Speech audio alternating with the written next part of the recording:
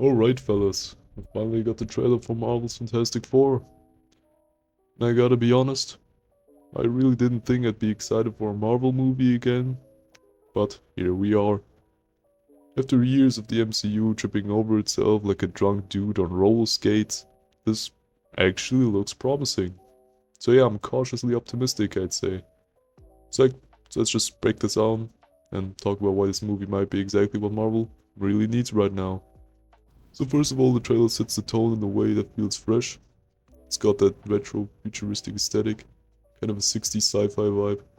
And I think that's a great decision because it instantly separates this from the massive generic looking Marvel films we've been getting the past few years.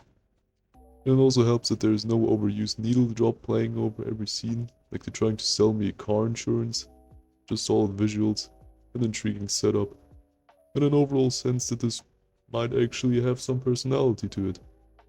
The cinematography also deserves some praise, unlike the washed out, oversaturated color grading we've seen in the recent MCU flicks. This trailer actually has some style, the lighting, framing, the way scenes are composed. It feels like an actual filmmaker with a vision is behind the camera, not just a corporate committee churning out the next big cash grab. So, now we'll talk about the casting because I'm actually hyped about this lineup. I think Pedro Pascal's Reed Richards is a win. The man crushed it as Joel in The Last of Us. And while this is a completely different role, I have no doubt he'll bring some depth into it. Reed is supposed to be one of the smartest guys in the Marvel universe, and Pascal has that natural intensity that really makes you buy into him as a leader. It's going to be interesting to see if they give him the colder, more logical version of Reed from the comics, or if they have to go with a more sympathetic, fatherly route. Either way, Pascal has the chops to make it work. And so Vanessa Kirby as Sue Storm is another solid pick. If you've seen her in The Crown or Mission Impossible, you know she's got the range to pull off both the emotional and action heavy parts of the role. Also, Jodie Storm played by Joseph Quinn, yeah, the dude from Stranger Things. I think is an interesting choice. He's got that youthful energy, and if they let him lean into the cocky, reckless attitude, he could be a standout. Then we have, sorry if I pronounced the name wrong, I really have no idea how to pronounce it. Then we have Eben Moss Backrack as Ben Grimm, aka The Thing. And here's where I have a small gripe. In the leaks we saw him wearing a practical suit, which had me thinking they'd be using more practical effects this time around. Still nope. Full CGI again. I get it. He's a giant rock dude, but still. A bit of realism would have been nice. I do think it's not the deal breaker, but still I was hoping for something closer to, like the mix of more practical and digital effects. But hey, maybe it'll look better in motion.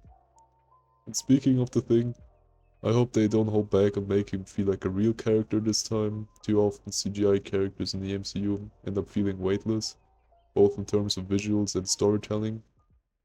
But Ben Grimm is one of the most emotionally compelling Marvel characters. He's this tragic figure who hides his pain behind humor.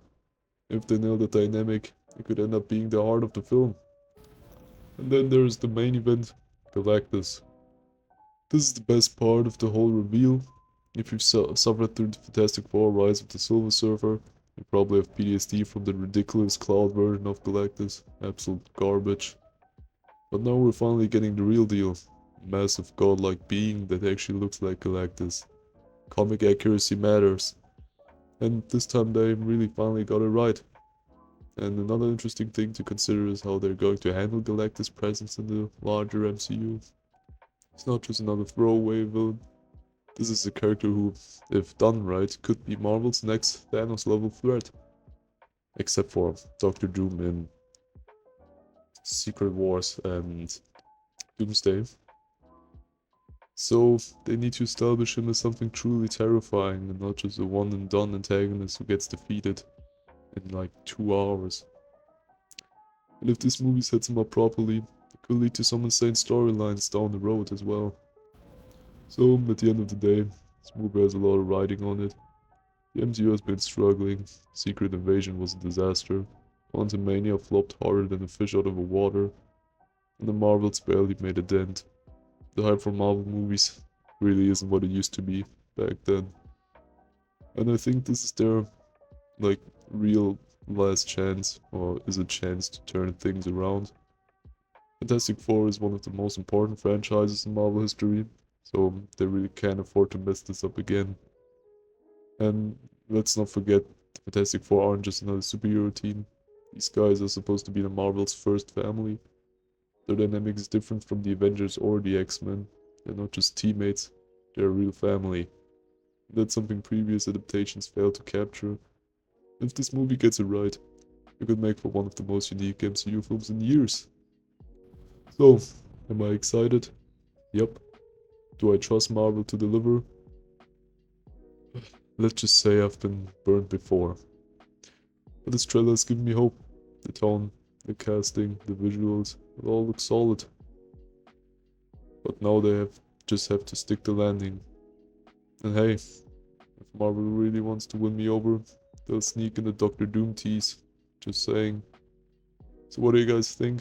Are you hyped? Or are you bracing for disappointment again? Drop your thoughts in the comments and just tell me what I should talk about next. As always, stay safe, stay hydrated. I'll see you on the next one. See you.